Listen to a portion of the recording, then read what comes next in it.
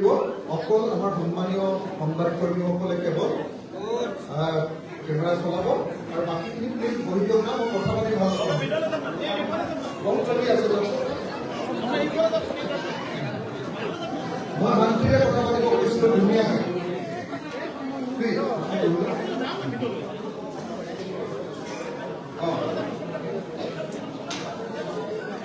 আৰম্ভ কৰিব কৈছো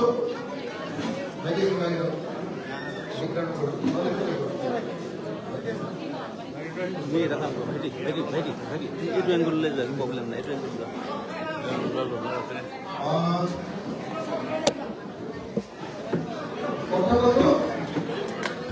কথা পাতিব পাৰোনে?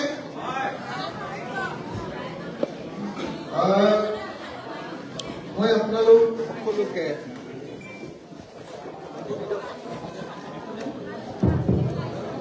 আপোনালোক সকলোকে নমস্কাৰ জনাই, সেৱা জনাই, শ্ৰদ্ধা জনাই মোৰ কথাখিনি আৰম্ভ কৰিব।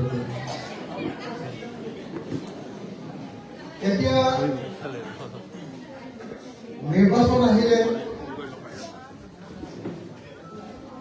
2026 নিৰ্বাচন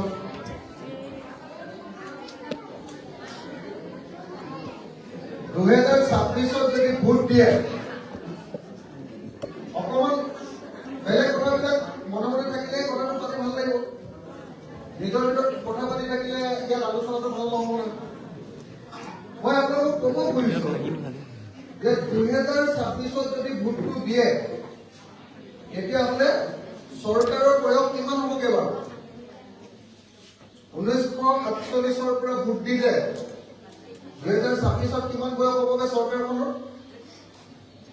কিমান হ'বগে? 26 পৰা 79 মানে 79 বছৰ। 79 বছৰ স্বাধীনতাৰ পাছত তাৰ আগতে ভোট দিছো, 37 পৰা ভোট দি আছো।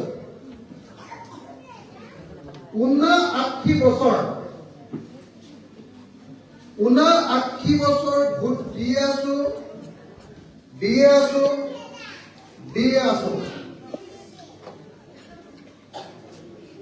এতিয়ালৈকে কি পাইছো?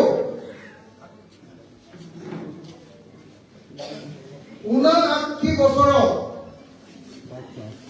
79 বছৰত এতিয়ালৈকে আমি কাৰো পৰিয়াল ভালকে চলাব পৰা নাই। হয়নে নহয়? নিজে চাওক, নিজে চাওক। 79 বছৰত নিজৰ পৰিয়াল ভালকে চলাব পাৰিছেনে? পৰা নাই। হয়নে নহয়? সদায় চব দলবিলাক আহে, চবেই কয় এইবাৰ আমাক ভোট দিয়ক। আপোনালোকে একো কৰিব নালাগে, চব কৰি দিব। হয়নে? বিজেপিয়ে কৈছিলে বোলে আমাক ভোট দিয়ক, অসমক আমি ভাৰতৰ 1 নম্বৰ বনাই দিম। কৈছিলে প্ৰধানমন্ত্ৰীয়ে কৈছিলে যে এ ফৰ এপল বুলি নিলিখে আৰু বিজেপি আহিলে পৃথিৱীৰ মানুহে, ভাৰতৰ মানুহে এ ফৰ আসাম বুলিহে লিখিব। ইমান বিখ্যাত আপেলটো চবে চিনি পায়, এ বুলি লিখিলে এপল বুলি লিখে না। এনে কৈছিলে এ বুলি আৰু এপল নিলিখে আৰু আপেলতকৈ অসম বিখ্যাত হৈ যাব যে এ ফৰ আসাম।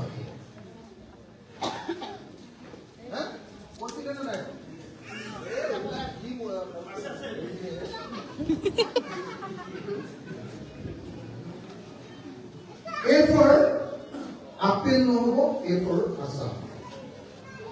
হয়নে? এনেকুৱা লাগিছিলে যে কংগ্ৰেছক খেলি বিজেপিক আনি দিলে আৰু আমাৰ চবৰে সমস্যা শেষ। লাগিছিলে নে নাই তেনেকুৱা? লাগিছিলে নে নাই? লাগিছিলে হয়নে নহয়? তেওঁলোকে কৈছে আমাক ভোট দিয়ক, এটা বিদেশী অসমত কৈছিলে নে নাই? কৈছে আমাক ভোট দিয়ক, বিজেপি ভোট দিয়ক, কালি টোপোলা বান্ধি ইয়াৰ পৰা গুচি যাম। কৈছিলে যে কংগ্ৰেছ যদি আহে, আপোনালোকে বিজেপি যদি আহে, অসম বিদেশী মুক্ত হ'ব, অসম দুৰ্নীতি মুক্ত হ'ব, অসম বানপানী মুক্ত হ'ব, অসম নিবনুৱা মুক্ত হ'ব। নিবনুৱা কোনো চাকৰি নোপোৱাকৈ কোনো নাথাকিব, চব মানুহে কাম পাব। নিবনুৱা মুক্ত হ'লে নে নাই? অসমখন নিবনুৱা মুক্ত হ'ল নে নাই? চবে কাম পালে নেকি? নিবনুৱা মুক্ত হ'ল নেকি গোটেই অসমখন? মইতো দেখিলো যে বিজেপি চৰকাৰৰ দিনত অসমৰ গোটেই গাঁৱৰ ডেকা ল'ৰাবিলাক সববিলাকে সিকিউৰিটি গাৰ্ড আৰু হাজিৰা কাম বিচাৰি সববিলাকে বেংগলোৰ গ'ল, চেন্নাই গ'ল, কেৰেলা গ'ল, গাঁৱত ডেকা ল'ৰা বাইকেৰে গৈছে। হয়নে নহয়? নাই আপোনাৰ ধেমাজি ল'ৰা ছোৱালী গৈছে নে নাই? গৈছে নে নাই? গৈছে হয়নে? মই এটা কথা মাত্ৰ শুনিছো, মই আপোনালোকক এটা কথা শুনিছো মাত্ৰ, সিকিউৰিটি গাৰ্ড কাৰ ঘৰৰ লৰাই গৈ তাত কৰিছেগে। বেংগলোৰত গৈ, চেন্নাইত গৈ, কেৰেলাত গৈ যিবিলাকে হাজিৰা কৰিছে, আপোনালোকে খবৰ লওক, তেওঁলোকে 14,000-15,000 দৰমহা পাইছে। বাকীকেইটা খৰচ হৈ গৈছে 5,000 টকা ঘৰলৈ পঠিয়াব পাৰিছে। হয়নে? অকল 5,000 টকাৰ কাৰণে তেওঁৰ পত্নীকো এৰি থৈ গৈছে, ল'ৰা ছোৱালীকো এৰি থৈ গৈছে, মাক দেউতাককো এৰি থৈ গৈছে। ৰাস্তাত যাওঁতে কেতিয়াবা বিহাৰত পাইখাৰ পৰিছে। হয়নে নহয়? হয়নে নহয়? কিন্তু এটা কাম আমি কৰি দিব নোৱাৰো নে? এটা কাম দেই, একদম চাব চৰকাৰখনে কি কৰিব পাৰে, কি কৰা নাই। যদি আমাৰ ইয়াৰ পৰা যিকেইটা সিকিউৰিটি গাৰ্ড গৈছে, আমাৰ ইয়াত যদি দুটা কাম কৰি পঠিয়াই দিয়ে, এটা হ'ল অলপ হিন্দী আৰু ইংৰাজী ক'বলৈ শিকাই পঠিয়াব লাগিব, এক, আৰু 2 নম্বৰ অলপ পুলিচৰ ট্ৰেইনিং দি দিব লাগিব। তেতিয়াহ'লে সেই সিকিউৰিটি গাৰ্ডজনে এতিয়া যদি 15,000 দৰমহা পাইছে, তেওঁ এই ট্ৰেইনিংটো লৈ গ'লে 35,000 টকাৰ দৰমহা পাব। কথাটো বুজি পাইছে নে নাই? আমাৰ ঘৰত যিগৰাকী মহিলাই কাম কৰে, আমাৰ ঘৰত যিগৰাকী, অসমত এনেকুৱা হাজাৰ মহিলা আছে, আনৰ ঘৰত কাম কৰে, ভাত ৰান্ধে। মই আপোনালোকক ক'ব খুজিছো, হাজাৰ মহিলা, এগৰাকী মহিলাই আনৰ ঘৰত কাম কৰি 4,000 টকা পায় মাহত। 4,000 টকা, 5,000 টকা, কাৰণ মহিলাৰ দৰমহা কম, 3,000 টকাও পায়। হয়নে? আমাৰ সমাজত এতিয়াও মহিলাক আটাইতকৈ বেছি কাম কৰে মহিলাই, কিন্তু পইচাটো পায় কম। হয়নে নহয়? এতিয়া মই যদি কেতিয়াবা চেষ্টা কৰো যে যিগৰাকী মহিলাই আনৰ ঘৰত কাম কৰিবলৈ যাব, তেওঁক মই কেনেকে ভাত ৰান্ধিব লাগে ধুনীয়াকে এটা ট্ৰেইনিং দিম।